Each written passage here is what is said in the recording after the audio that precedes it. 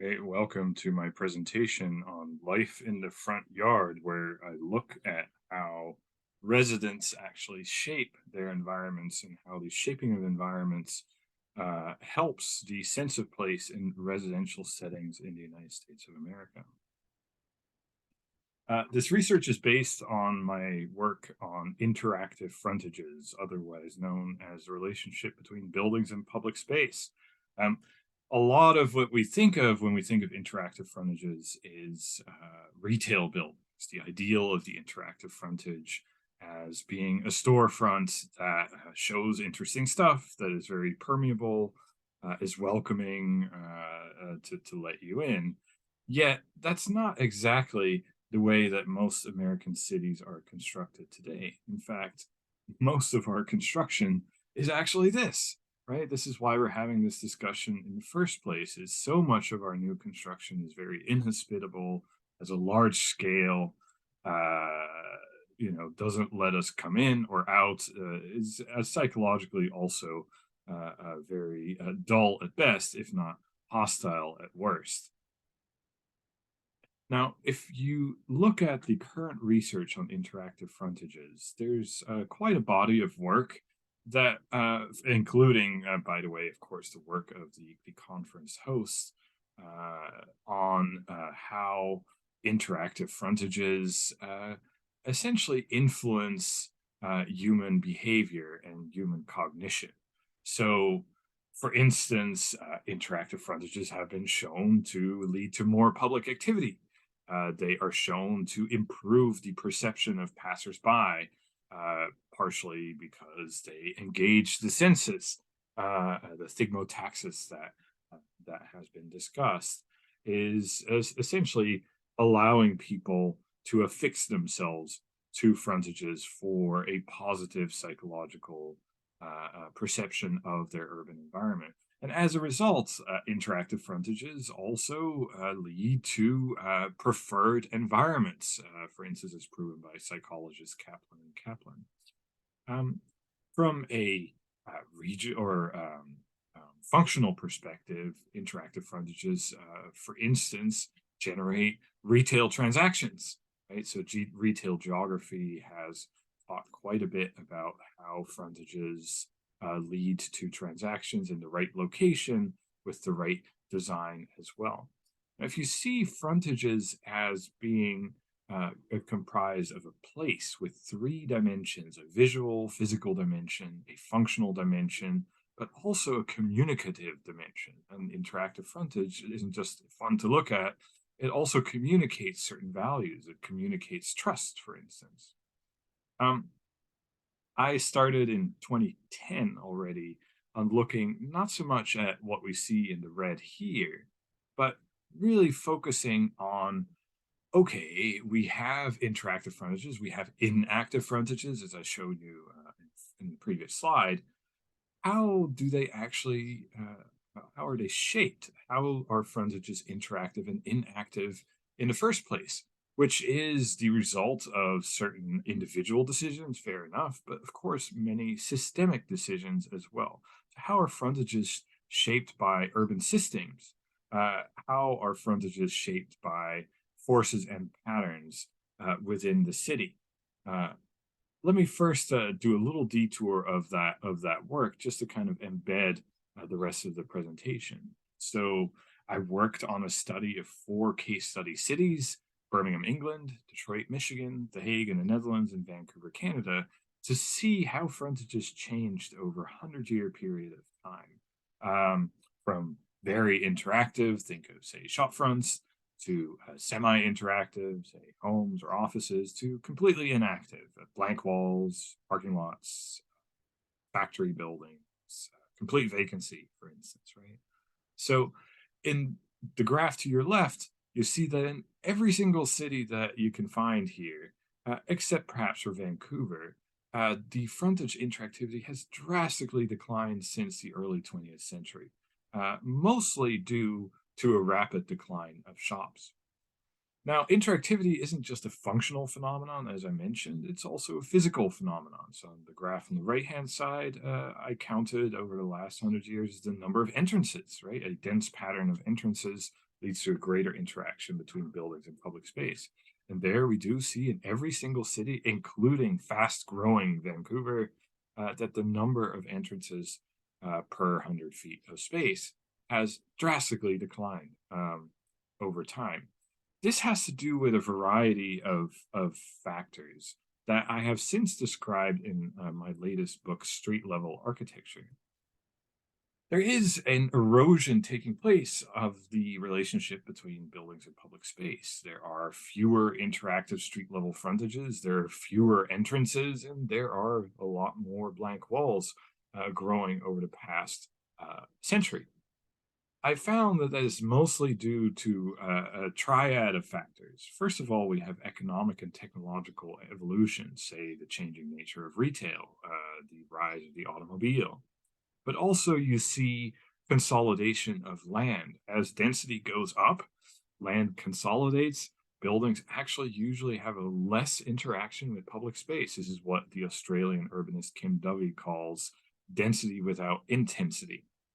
And as a third, you see a greater amount of introversion. This, again, is partially due to evolution, partially due to consolidation, is essentially buildings trying to, let's say, soak up useful urban functions and keep anything else out, leading to an increased amount of distrust, which again might lead to a cycle of unsafety, et cetera, et cetera. Now, those forces lead to certain processes that are very clearly visible in all those cities that I found. So, for instance, a separation between a core of mostly interactive frontages with a fringe that increasingly becomes deactivated. Those are the spots where the parking lots go, where old neighborhoods are demolished, highways are constructed. And at a micro scale, you see that as a pattern of winner and loser streets. You see highly active streets being surrounded by highly inactive streets for logistics, for parking, et cetera, which fits within a general pattern of homogenization. The mixed streets between living and working, manufacturing, shopping of a century ago are now mostly usually just one thing. They're either a street for living, they're either a street for shopping, or they are a street for instance, parking. In that, you see a pattern of contagion. So once a street, for instance, erodes its interactivity, that pattern tends to greatly accelerate until a street is completely inactive, and the other way around as well. The street welcomes new active frontages, say new businesses, that pattern tends to self-reinforce as well. In this presentation, I would like to talk about the cyclical nature of how these frontages are shaped by people.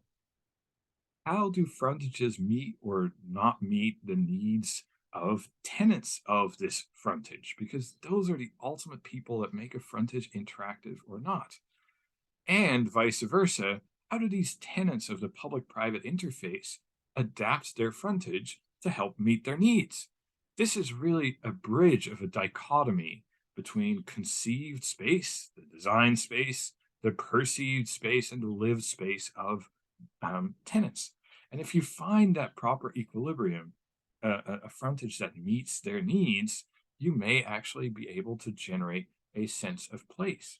And public-private interface tenants, especially, say, residents, have a need for, say, socialization, for personal expression, need for territoriality. And yes, businesses, of course, have needs for transactions. So they ultimately are the ones that bring the city at eye level to life. The two main questions I want to talk about then are, how does the public-private interface shape the perceptions of its tenants? And conversely, how do tenant perceptions shape the public-private interface? I want to show this to you in a residential setting because the vast majority of our public-private interface are, in the end, homes. The vast amount of the frontages that we walk past in our cities are homes. Residents have pretty specific needs of the city and of the streets in their public-private interface. They are looking to socialize with neighbors. 80% of new neighborhood connections are made right in the public-private interface. They have a need to express themselves, sometimes political messages, but sometimes even just express their values with say a paint job or some garden gnomes or some flower pots. And of course, last but not least, they feel a need to, have a certain territoriality and privacy as well, essentially matching their comfort level with the city that lies in front of them. All of this has to happen in what's called the hybrid zone. It's part of a larger public private continuum that runs all the way from the exterior street to the most private interior spaces of a house, usually the bedroom and the bathroom. Even within the house, people tend to place more public functions, say a kitchen or in a live work unit or workspace in the front of their house. And then the hybrid zone, that's the part where the house negotiates its relationship with the city in various ways with various objects. And that physical object measurement is what I would like to talk to you about, especially how that relates to residents' sense of place. How do people negotiate their relationship with the city through the placement of various objects in their hybrid zone, also known as front yard in America? Um, and how does that affect their sense of place? You'd be surprised at how well people can negotiate the relationship with the city, even in very few precious square feet of hyperspace between their house and the city.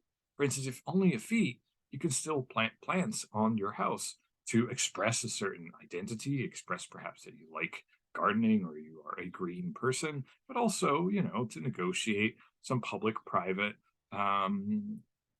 territoriality as well. 2 feet already allows you for the placement of actual objects, say large planter pots or maybe even a seat for socialization. And at 3+ feet, the seat might even be joined by a table, larger planters.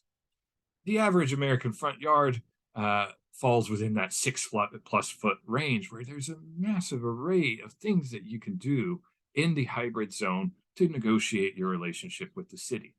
Those things are what I set out a class of undergraduate environmental design students in the fall of 2022 to measure, operationalizing the question how people negotiate their relationship with the city and how that affects their sense of place. We operationalize this by measuring certain objects in an entire neighborhood of the city of Buffalo, New York, in each front yard. Thinking, for instance, of flags, flower pots, toys, games, porches that are large enough to socialize with seats, but also things like fences, walls, hedges, or even welcoming or unwelcoming signs saying "keep out," or perhaps signs that are welcoming, saying "welcome up," "welcome home." Uh, how do those affect the sense of place? And again, vice versa. Perhaps people with a higher sense of place personalize their front yard more. This operationalization took place in 25 blocks of Elmwood Village, an award-winning neighborhood in the northern part of Buffalo, New York, looking at 984 properties with a team of roughly 25 to 30 students. And essentially, we did a correlational study between front yard elements, as described in the previous slide, and the sense of place that was gathered from a previous survey work together with Fulbright scholar Duigu Gupchi in 2021-2022. And students set out to literally measure what is in people's front yards: flags, signs, flower pots, landscaping, toys, seats, etc., etc. And this correlation was quite remarkable, what we found after a fall of study. The operationalization to sense of place, I would like to describe a little bit more. Sense of place has various component parts. At the building scale, at the street scale, and the neighborhood scale, people have a certain sense of place, and sense of place can be dissected into 4 different dimensions: the attachment that people have to their place, the identity and the identification that people have with their place, the dependence that people have of their place, and how much people bond with nature in their place. So in the end, you are looking at 12 component parts, right? 4 parts times 3 scales, either at the building, the street, or the neighborhood scale. And then, of course, a complete sense of place at all scales as well. The observations are that especially things, objects in the front yard that relate to socialization are very strongly correlated with sense of place. For instance, toys and games, which means that people have the trust in their front yard to leave stuff out, right? Nothing gets stolen, but also means that they have a bond with the street. They let their kids play on the street. It's a tremendous sign of trust. And vice versa, it means the street allows people to play outside without fear. Seats and porches are a very close second as well. People with seats in their hybrid zone in their front yard or perhaps on their porch with enough space to sit also display a much higher sense of place. This really demonstrates the key importance of trust and socialization for the public and private interface. As a conclusion, what do we do with that as designers, right? How do we use these lessons for creating better designs? First of all, we have to allow residents to control their own public private interface to let them build these social connections, to allow them space for expression. But of course, also, we have to discourage negative signs like tall fences or unwelcoming signs as well. We have to essentially match the residents' need for territoriality, for trust in public space, by matching the land use to building type and public space. Of course, this is an early study. As you all may know, causation and correlation are not exactly the same. Does higher sense of place lead to more elements in the public private interface, or is it the opposite? Probably it's both. It's probably a cyclical dimension, right? We can also delve more into the visual semiotics of front yard elements and their signifiers. Do certain things mean something more? The other thing that might be interesting to study is there a certain path dependence? Do neighbors perhaps follow one another, keeping up with the Joneses? If someone puts a seat in their front yard, are nearby people likely to follow? If someone keeps up their front yard quite well, are other people likely to follow as well? So that will certainly be good food for future debate. Thank you very much for listening to this.